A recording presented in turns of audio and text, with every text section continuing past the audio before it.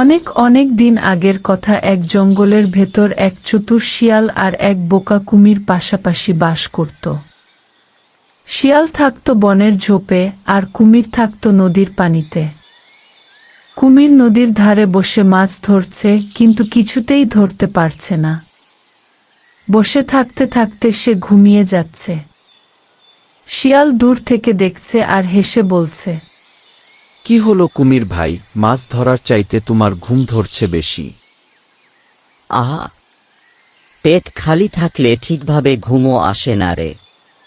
তুমি কি আমাকে কিছু খাবার দিবে? এদিকে শিয়ালেরও খুব ক্ষুধা, তাই সে নদীর ওই পারে গিয়ে খাবার সংগ্রহ করতে চায়।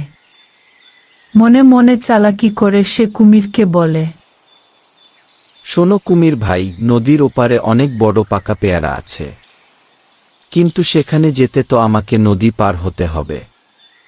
আমি তো সাঁতার জানি না। আমি তো সাঁতার জানি।